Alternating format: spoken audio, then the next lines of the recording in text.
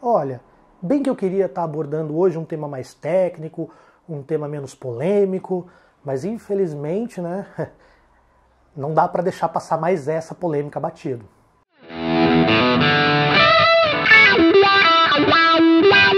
Bem-vindos a mais um Diretas de Direito. Hoje estava programado para mim gravar até um vídeo sobre conexão e continência, né, que são dois institutos aí do direito processual, que muitas pessoas têm dúvida e confundem, mas infelizmente tivemos toda essa polêmica aí envolvendo o Museu de Arte Moderna, a questão daquela criança lá que estava tocando no homem nu. Tivemos muitas discussões, muitos vídeos, esse está saindo um pouquinho atrasado, mas até foi bom porque deu tempo de dar uma olhada melhor, estudar melhor, dar uma levantada nos argumentos jurídicos, nos institutos legais que são aplicáveis, e vamos falar um pouquinho então, né, sobre este caso. Antes de abordar o caso em si, eu preciso dizer, embora talvez seja até inútil, né, porque as pessoas na internet aí, às vezes não têm paciência para ver, ou então não estão nem aí com esse lado, a abordagem que eu vou fazer, ela é uma abordagem técnica, jurídica. Eu vou deixar todas as leis aqui linkadas, vão aparecer nas telas os artigos, e não é a minha opinião pessoal. Não é o que eu acho moralmente correto ou deixo de achar. Não, é uma opinião pautada na lei. É uma espécie de um parecer jurídico sobre o caso. Talvez eu não precise nem fazer um resumo, mas sei lá, vai que você está assistindo esse vídeo lá em 2019, 2020. Nós tivemos aí na semana passada, no dia 26 de setembro, o 35º Panorama de Arte Brasileira. E nessa exposição lá no Museu de Arte Moderna de São Paulo, um artista chamado Wagner Schwartz, ele fez uma performance, e o artista, o Wagner, ele se postou nu, e ele interagiria, ou ele deixaria as pessoas interagirem com ele, só que em determinado momento da apresentação, tem uma criança na sala. Pelas informações que circulam na internet, ela estava acompanhada da sua mãe, e essa criança toca o ator, ela interage com esse ator, tocando a perna dele, e inclusive ela foi incentivada pela mãe a fazer isso. Essa cena ela foi registrada, provavelmente em algum celular, alguma coisa, foi divulgada nas redes sociais, e aí nós tivemos toda essa enxurrada de críticas, e é esse mais ou menos o resumo da obra, né? Então vamos analisar juridicamente agora tudo isso que aconteceu. A primeira coisa que eu vou expor para vocês, da parte jurídica, é que todos os nossos atos, eles, quando são ilícitos, eles estão sujeitos a sanções. E determinados atos, eles estão sujeitos até 3 tipos de sanções diferentes. Uma sanção administrativa, uma sanção civil e uma sanção penal. Só para vocês entenderem, eu vou dar um exemplo analogicamente. Digamos que você invada uma pista preferencial e você colida com outro carro, e nessa colisão você feriu uma pessoa que estava no outro veículo. Essa sua conduta, ela é ilícita nas 3 esferas. Ela é um ilícito administrativo, porque você feriu normas administrativas, no caso do Código de Trânsito, então você vai levar uma multa administrativa, né, que é a multa e os pontos na carteira. Você pode ser sancionado civilmente, ou seja, aquela pessoa ela pode te cobrar na justiça, se não tiver um acordo e tal. Ela pode te cobrar a você pagar todos os danos materiais, morais e de repente ressarcir os gastos com o hospital. E penalmente porque você causou uma lesão corporal de repente culposa aí, e isso é um crime na legislação de trânsito.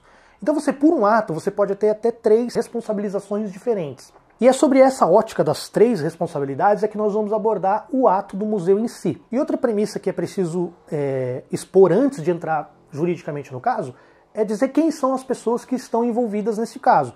Aí então nós temos basicamente o museu, nós temos o artista, nós temos a mãe da criança e nós temos a pessoa que gravou e divulgou o vídeo da criança tocando a perna do homem nu. Vamos começar então analisando primeiramente a responsabilidade do museu, que é uma responsabilidade para mim mais clara, principalmente administrativamente, mas eu vou explicar o porquê. A primeira coisa que a gente pode falar é que o museu como uma entidade, uma pessoa jurídica, ela não tem responsabilização criminal. Ela pode ser responsabilizada tanto civilmente ou administrativamente. No Brasil nós temos garantida pela Constituição uma liberdade de expressão artística. Essa liberdade artística, ela não sofre censura prévia e ela se regula basicamente no que diz respeito ao público que vai assistir ela, pela classificação indicativa. Não é proibido no Brasil, por exemplo, você fazer um striptease. não é proibido você fazer filme pornô no Brasil, gravar filme pornográfico no Brasil, não é proibido você ir num teatro que tenha cenas de sexo ou nudez, não é proibido no Brasil você pintar um quadro que retrate zoofilia, não é proibido no Brasil você retratar um quadro que reflita escravidão, homicídio, tortura. Tudo isso está dentro da liberdade artística. Agora, o público a qual você vai submeter essas obras de arte, muitas pessoas nem acham que seja arte e tal, é um critério pessoal de cada um. Mas, tecnicamente, o que vai restringir o acesso a esse tipo de arte é a classificação indicativa. A classificação indicativa, ela é regulada pela portaria do Ministério da Justiça de número 368 de 2014. E lá no artigo 9º dessa portaria nós temos o quê? As categorias de classificação indicativa: livre, não recomendado para menores de 10 anos, não recomendado para menores de 12, não recomendado para menores de 14, não recomendado para menores de 16 e não recomendados para menores de 18. Enquanto os filmes e os jogos eles precisam ser remetidos lá para o Ministério da Justiça para serem classificados, os festivais e as mostras, pelo que consta no artigo 38 dessa mesma portaria, elas são autoclassificáveis, ou seja, é o próprio organizador do evento ou da mostra que tem uma liberdade para classificar, para dar a faixa etária para aquele espetáculo ou para aquela mostra, com base num guia de classificação etária que é fornecido pelo próprio Ministério da Justiça. Então, no caso do museu, o museu ele tem por obrigação fazer uma autoclassificação e indicar, colocar em um lugar bem visível qual é a classificação etária de cada espetáculo. Pelo que consta, o museu ele apenas assinalou a existência lá de nudez ou alguma coisa nesse sentido, mas ele não fez a classificação indicativa. E a ausência dessa classificação indicativa fere sim uma norma cuja sanção é administrativa. Nesse guia que eu citei, ele traz muitas informações e orienta como essas pessoas devem proceder essa classificação etária. E agora, talvez muitos de vocês vão ficar assustados, mas na categoria livre, ou seja, para todas as idades, é permitida a nudez não erótica para fins artísticos, culturais ou científicos. Ela não fala em nudez parcial, não fala em nudez velada, ela fala simplesmente nudez de qualquer natureza sem apelo sexual. Já na faixa de 10 anos, ela prevê sim a existência da nudez, desde que essa nudez não traga diálogos ou estímulos sexuais, ele pode ser abordado para fins didáticos. E assim, conforme vai crescendo a idade, eles vão colocando mais circunstâncias que se somam à nudez, para que as pessoas possam ou não possam ver. Por exemplo, a partir dos 14 anos, você já pode ter a nudez com a erotização, mas você não pode ter o quê? Cenas sexuais. Obviamente não pode ter cenas sexuais explícitas. Já com 16 anos, você pode ter a nudez, a erotização e cenas sexuais intensas, desde que não explícitas. E com 18 anos, né, tá tudo liberado. Aí nós vamos sair um pouco da seara do direito para entrar numa seara mais pessoal. Aí vai de cada um, como cada um vai valorar essa situação específica. Ela vai se encaixar na categoria de nudez livre, ou seja, sem erotização nenhuma, sem nada, ou ela vai se encaixar de repente ali na faixa dos 10 anos, ou então ela vai se encaixar na faixa dos 14 anos. Havia naquela cena, além da nudez, algum outro elemento que erotizasse, algum outro elemento que tornasse a situação pornográfica? Então, por mais que seja de mau gosto, ou por mais que as pessoas não gostem, não há uma erotização naquela situação. Há uma menina que toca um homem nu. Eu não deixaria minha filha fazer isso, muitos de vocês não deixariam, mas a princípio ela não fere a legislação. Ela pode até ferir a moral, ela pode até ferir os bons costumes, mas a legislação específica ela não está ferindo. Seja se você classificar como 10, 12, 14 ou 16 anos. Outro detalhe é que essa classificação ela é indicativa até os 18 anos. Ou seja, se você tivesse ali do público livre até os 16 anos, ela só é uma mera indicação. Quem tem o poder de decidir, quem tem o poder de dar a palavra final é o pai ou o responsável pela criança. É ele que vai decidir se o filho vai ver ou não. Se tiver 18 anos, aí não, aí nem acompanhado do pai, nem que o pai queira, aí sim o teatro, o museu, qualquer coisa deve impedir de entrar. Mas esse não era o caso porque para ser 18 anos você teria que ter sexo explícito e pornográfico, tá? Então assim, o museu errou? Errou. Errou por quê? Porque não tinha a classificação indicativa, isso pode gerar uma sanção administrativa, isso pode eventualmente gerar até alguma indenização moral, mas criminalmente não aconteceu nada que pudesse prejudicar ou comprometer o museu. Muitas pessoas dirigiram o seu ódio contra a pessoa do artista. Para você ter uma conduta caracterizada como crime, ela precisa estar descrita, ela precisa estar tipificada, que a gente fala, ou seja, tipografada, ela precisa estar escrita numa lei perfeitamente a conduta que vai bater com a conduta que uma pessoa praticou. Por exemplo, roubar, a pessoa foi lá e roubou. Nesse caso, eu não encontrei nenhuma conduta que vá criminalizar o que o artista fez.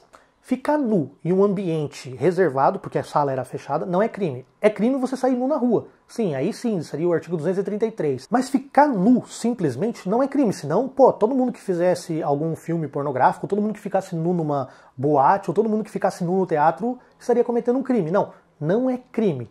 Além do mais, se estivéssemos numa situação ali que de repente pudesse configurar crime de outra pessoa, como por exemplo o caso da mãe, que nós já vamos entrar na situação dela, o artista, como ele está no exercício legal de um direito seu, ele está fazendo uma apresentação, ele está no exercício regular de um direito seu, é um direito que ele tem fazer a apresentação nu, desde que seja, né, reservado o espaço, não seja de acesso público. Ele age numa excludente de ilicitude, que também está previsto no artigo 23, né, do Código Penal, que simplesmente afasta qualquer culpabilidade ou qualquer dolo que ele venha a ter. Ah, mas a criança foi lá e tocou ele e tal. Como eu disse, a criança estava acompanhada por uma mãe, num ambiente fechado, então é de se presumir que o artista não veja problema se a própria mãe está ali, está acompanhando. Não tem nenhum relato que ele tenha se excedido, que ele tenha tido, sei lá, uma ereção, ou que ele tenha retribuído o toque, ou que ele tenha aliciado, que ele tenha feito qualquer coisa que ultrapassasse simplesmente o fato de estar nu na mesma sala e sendo tocado na perna, né? Não foi nenhum toque em genitália, nada, foi um toque na perna dele.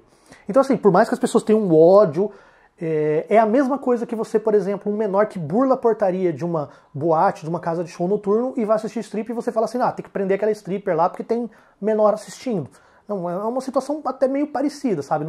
Não é cabível você acusar criminalmente ele. Eu sei, volto a falar, muitas pessoas estão com raiva dele, muitas pessoas não vão concordar com o que eu estou falando, mas o que eu estou falando não é uma exposição de uma ideia pessoal. Eu estou expondo os artigos e a referência do Código Penal. Se alguém encontrar algum artigo que traga uma conduta que se amolde ao que ele fez, beleza, vamos conversar, vamos ver se cabe ou não cabe, mas a princípio não. Inclusive tem muitas pessoas que estão citando até o ECA, o artigo 240 do ECA, que é reproduzir, fotografar uma cena que contenha pornografia ou sexo explícito com criança e tal. Poxa, também não vamos exagerar, porque não tinha ali nada de erótico, nada de pornográfico e nada de sexo explícito. É mau gosto, eu não deixaria, mas não tivemos isso. Com relação à mãe, como eu havia falado, aí sim nós temos talvez a aplicação ou a incidência de um artigo do Código Criminal que o quê? Que vai se amoldar a conduta dessa mãe. E qual é o crime que pode eventualmente ser aplicado, que se amolda, ou em tese, se amoldaria a conduta que a mãe praticou? Lá no artigo 247 do Código Penal nós temos a seguinte redação. Permitir que alguém menor de 18 anos, sob sua guarda ou sujeito ao seu poder, frequente um espetáculo capaz de pervertê-lo ou de ofender-lhe o pudor. Parece que a gente tem algo aqui, né? Porque aquela criança, ela estava com a mãe e a mãe permitiu que ela estivesse numa situação que talvez pudesse ter lhe ofendido o seu pudor ou que talvez tivesse a pervertido. Mas vamos analisar com um pouco mais de calma. Aquela situação ali, ela perverteu a criança e ela ofendeu o pudor dessa criança? Aí, novamente, nós vamos entrar numa seara muito subjetiva, tá? Quem achar que a nudez em si, ela é uma ofensa ao pudor, vai entender que houve crime. Quem achar que a mera nudez não é uma ofensa ao pudor, vai achar que não houve crime por parte dessa sua mãe. Eu, particularmente, tenho minhas dúvidas. Às vezes eu acho que não, às vezes eu acho que pode ser. Mas exatamente por estar numa situação tão delicada, tão tênue ali, num limbo entre o sim e o não, eu acho muito pouco provável que ela venha a ser condenada por esse crime. Mas ela poderia, eventualmente, vir a responder por esse crime, até para que o juiz, de repente, ouça melhor ela, interprete melhor a situação, veja o contexto de como tudo isso aconteceu. Que é para isso também que serve a ação. A ação não serve só para condenar alguém. A ação penal, ela serve para instruir, para fazer provas, para você gerar uma convicção. E essa convicção pode terminar em quê? Em uma condenação ou em uma absolvição. Eu entendo muito bem a preocupação das pessoas. Agora eu vou entrar numa esfera pessoal, vou deixar de lado o direito, tá? Eu, como pai, se eu tivesse uma menina, eu não deixaria ela entrar naquele recinto, porque tem uma pessoa nua, eu talvez seja careta, talvez esteja errado, não sei, mas eu preferiria pular aquela sala, e se eu entrasse na sala, eu jamais iria incentivar ela a tocar um homem nu. Existe ali sim uma preocupação que talvez seja exagerado para muitos, talvez prudência para outros, de que é você não normalizar, ou você não transformar aquela conduta de você estar tocando, de uma criança tocar um homem nu, numa coisa banal.